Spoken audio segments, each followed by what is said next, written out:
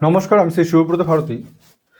তো ব্যাপার হচ্ছে যে অ্যাস্ট্রোলজি আপনাকে সব ব্যাপারে আগে থেকেই একটা ইন্টিমেশন দেয়, কিন্তু সেই ইন্টিমেশনটা মানে আপনাকে অ্যাস্ট্রোলজারের কাছে গিয়ে শুনতে হবে বা বুঝতে হবে বা জানতে হবে যে নেক্সট স্টেপে আপনাকে অ্যাস্ট্রোলজির নলেজ কী ইন্টিমেশন দিচ্ছে, অর্থাৎ কী ইনফরমেশন আপনাকে দিচ্ছে। তো অনেকেই জায়গা জমি কেনেন, জায়গা জমি কেনার পরে দেখা যায় যে জীবনে প্রচণ্ডভাবে দুর্ভোগ চলছে।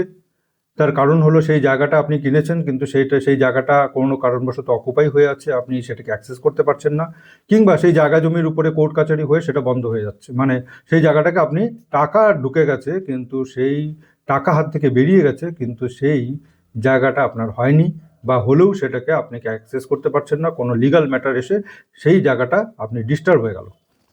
তো জন্মকুণ্ডলীর মধ্যে থাকতে হবে যে আপনি সেই জায়গাটা সঠিকভাবে অ্যাক্সেস করতে পারবেন না, সেটা জন্মকুণ্ডলীর মধ্যে থাকতে হবে, বা ভাগ্যের বিচারের মধ্যে সেটা থাকতে হবে, না হলে তো হবে না।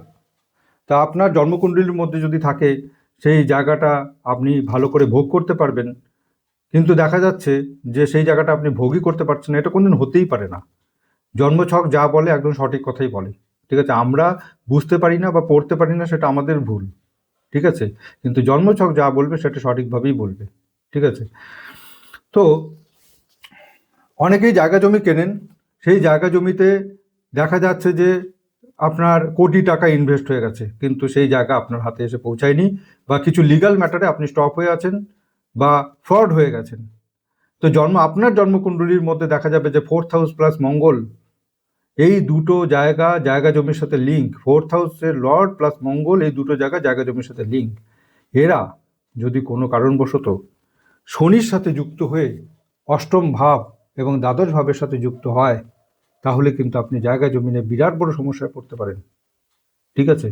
তো সুতরাং আমি তো একটা ফর্মুলা বললাম, সেই ফর্মুলাটা আপনি মানে জন্মছকে বুঝতে পারবেন না, কারণ অ্যাস্ট্রোলজিটা এত ইজি না যে একটা ফর্মুলা বলে দিলে সেই ফর্মুলাতে আপনি সব কিছু খুঁজে বার করতে পারবেন।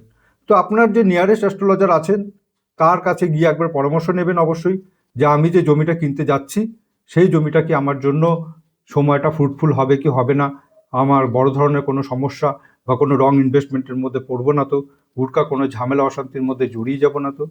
তো উনি আপনাকে কিন্তু গাইডলাইন দেবেন যে আপনার সম্পত্তির যোগ বা ভোগ কতখানি আছে, এবং কিভাবে মানে আপনি এটা সম্পূর্ণভাবে ভোগ করতে পারবেন নাকি সম্পূর্ণ মানে সম্পত্তিটা, সেটা কিন্তু অ্যাস্ট্রোলজির মাধ্যমে জানা যায় বা বোঝা যায়। তো সেটা কিন্তু আপনাকে একবার জেনে নিতে হবে, তারপরে আপনি কাজটা করবেন, কাজে এগোবেন। নমস্কার।